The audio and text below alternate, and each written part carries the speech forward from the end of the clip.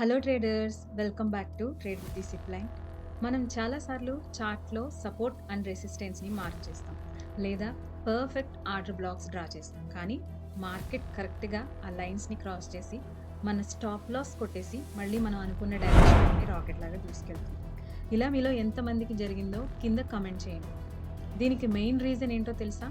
Market support and resistance మీద run అవ్వదు friends. Market run అయ్యేది లిక్విడిటీ మీద. స్మార్ట్ మనీకి మీ స్టాప్ లాస్లు ఎక్కడున్నాయో క్లియర్గా తెలుసు. ఈరోజు వీడియోలో స్మార్ట్ మనీ కాన్సెప్ట్స్లోనే most secret and advanced topic అయిన liquidity pools internal versus external logic గురించి చార్ట్ మీద స్టెప్ బై స్టెప్ ఇన్డెప్త్గా నేర్చుకుందాం. మార్కెట్ పెద్ద పెద్ద మూవ్స్ ఇచ్చే ముందు ఎక్కడ ఉన్న లిక్విడిటీని టార్గెట్ చేస్తుంది? ఈ మ్యాగ్నెట్ లాజిక్ని బట్టి మనం హై ప్రాబబిలిటీ ట్రేడ్స్ ఎలా ప్లాన్ చేయాలో ఈరోజు క్లియర్గా చూపిస్తాను. వీడియో లెంత్ అయినా పర్లేదు, కాన్సెప్ట్ మాత్రం మీ మైండ్లోకి వెళ్ళిపోతుంది. ఎక్కడ స్కిప్ చేయకుండా లాస్ట్ వరకు చూడండి. Okay, core concept, what is a liquidity pool and magnet logic. Friends, చార్ట్లోకి వెళ్లే ముందు ఫస్ట్ అసలు లిక్విడిటీ పూల్ అంటే ఏంటో సింపుల్గా చెప్పుకుందాం. మార్కెట్లో ఎక్కడైతే large number of retail traders stop losses or buy or sell pending orders ఉంటాయో ఆ ఏరియాని ఒక లిక్విడిటీ పూల్ అంటారు.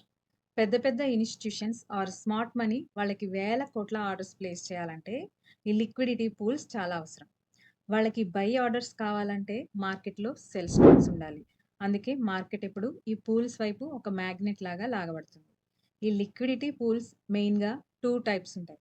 First one external liquidity, second one internal liquidity. ఇప్పుడు ఏ మాత్రం లేట్ చేయకుండా నా ట్రేడింగ్ స్క్రీన్ మీద ప్రాక్టికల్గా చూపిస్తాను రండి. స్టెప్ 1, ఎక్స్టర్నల్ లిక్విడిటీని మార్క్ చేయడం. ట్రేడర్స్, ఫస్ట్ మనం హయ్యర్ టైం ఫ్రేమ్లో ఎక్స్టర్నల్ లిక్విడిటీ పూల్స్ ఎక్కడున్నాయో చూద్దాం. Here we go. నేను మార్కర్తో డ్రా చేస్తున్నాను కదా, ఇది నిన్నటి డైలీ క్యాండిల్ హై, ఇది కింద ఉన్న డైలీ క్యాండిల్ లో. ఇక్కడ చాలా మంది కన్ఫ్యూజ్ అయ్యే బిగ్గెస్ట్ పాయింట్ ఒకటి చెప్తాను, జాగ్రత్తగా వినండి. ఈ డైలీ హై లేదా వీక్లీ హై అంటే పెద్ద పెద్ద స్వింగ్ హైస్ అవ్వాల్సిన అవసరం లేదు. ఓన్లీ నిన్న క్లోజ్ అయిన ఒకే ఒక్క డైలీ క్యాండిల్ యొక్క టాప్ విక్ అండ్ బాటమ్ విక్.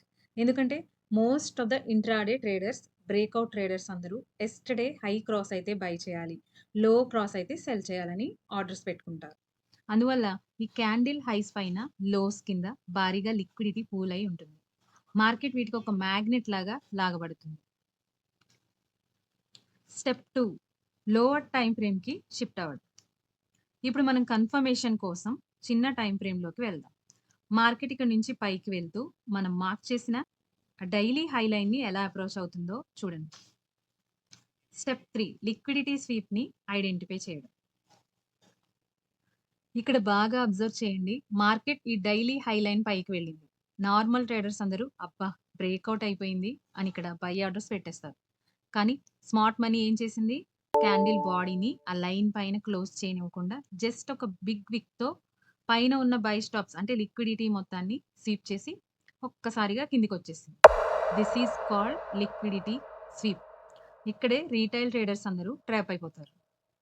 స్టెప్ 4, ఇంటర్నల్ స్ట్రక్చర్ని డ్రా చేయడం. ఇప్పుడు ఈ ఎక్స్టర్నల్ లిక్విడిటీ స్వీప్ అవ్వడానికి ముందు మార్కెట్ లోపల క్రియేట్ చేసిన ఈ చిన్న చిన్న మైనర్ లోస్ అండ్ హైస్ ఉన్నాయి కదా, చూసారా? వీటినే మనం ఇంటర్నల్ లిక్విడిటీ పూల్స్ అంటాం. ఇవి ఇంట్రాడేలో క్రియేట్ అయ్యే చిన్న చిన్న ట్రాప్స్ అన్నమాట. మార్కెట్ పైన ఉన్న పెద్ద పూల్ అంటే ఎక్స్టర్నల్ లిక్విడిటీని హిట్ చేసిన తర్వాత ఇప్పుడు మ్యాగ్నెట్ లాగా కింద ఉన్న ఈ చిన్న చిన్న ఇంటర్నల్ పూల్స్ వైపు జర్నీ స్టార్ట్ చేస్తుంది. స్టెప్ 5, ఇంటర్నల్ చేంజ్ ఆఫ్ క్యారెక్టర్ని మార్క్ చేయడం. మార్కెట్ ఆ ఇంటర్నల్ స్ట్రక్చర్లోని రీసెంట్ మైనర్లోని బ్రేక్ చేసిన ఇప్పుడు మనకి కన్ఫర్మేషన్ ఎలా వస్తుంది? ఎప్పుడైతే ఎక్స్టర్నల్ లిక్విడిటీ స్వీప్ అయ్యాక మార్కెట్ స్ట్రాంగ్గా కిందికి వచ్చి ఈ లాస్ట్ మైనర్లోని బ్రేక్ చేసిందో దీన్నే మనం ఇంటర్నల్ చేంజ్ ఆఫ్ క్యారెక్టర్ అంటాం. ఇది మన పక్కా షార్ట్ కన్ఫర్మేషన్. ఇప్పుడు మన ఎంట్రీ ఎక్కడ ఉంటుంది? పైన మార్కెట్ క్రియేట్ చేసిన ఆర్డర్ బ్లాక్ లేదా ఫెయిర్ వాల్యూ గ్యాప్ దగ్గర మన సెల్ ఎంట్రీ అనేది ఉంటుంది. మరి మన టార్గెట్ ఎక్కడ? కింద ఉన్న నెక్స్ట్ ఇంటర్నల్ లిక్విడిటీ పూల్ లేదా major external డైలీలో.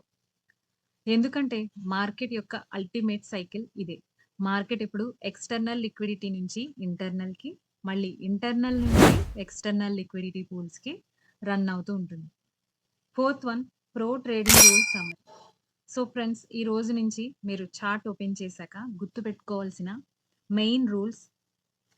Rule number 1, high break అవ్వగానే బై సైడ్ దూకేయకండి. అది ఓన్లీ లిక్విడిటీ స్వీప్ కావచ్చు. క్యాండిల్ బాడీ క్లోజ్ అయ్యే వరకు వెయిట్ చేయండి. Rule number 2, first higher time ఫ్రేమ్లో ఎక్స్టర్నల్ లిక్విడిటీ పూల్స్ అంటే daily or weekly candle high and లోని మార్క్ చేయండి.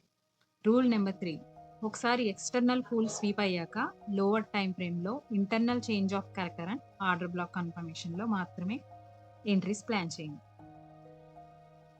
సో ఇదండి internal versus external liquidity pools వెనుక ఉన్న అస్సలైన మ్యాగ్నెట్ సీక్రెట్. బ్లైండ్గా సపోర్ట్ అండ్ రెసిస్టెన్స్ కాకుండా మార్కెట్ ఎటువైపు లిక్విడిటీని టార్గెట్ చేస్తుందో చూసి ట్రేడ్స్ని ప్లాన్ చేయడం స్టార్ట్ చేయండి. మీ విన్ రేట్ ఆటోమేటిక్గా పెరుగుతుంది. ఈ ఇన్డెప్త్ ఎక్స్ప్లెనేషన్ మీకు నచ్చితే వెంటనే వీడియోని లైక్ చేయండి. మీ ట్రేడర్ ఫ్రెండ్స్కి అందరికీ షేర్ చేయండి. మరిన్ని ఇలాంటి పక్కా ప్రొఫెషనల్ ఎస్ఎంసి కాన్సెప్ట్స్ కోసం ఇప్పుడే మన ఛానల్ని సబ్స్క్రైబ్ చేసుకోండి. నెక్స్ట్ వీడియోలో మళ్ళీ కలుద్దాం. Until then keep learning, trade with discipline. Thank you all. Bye by.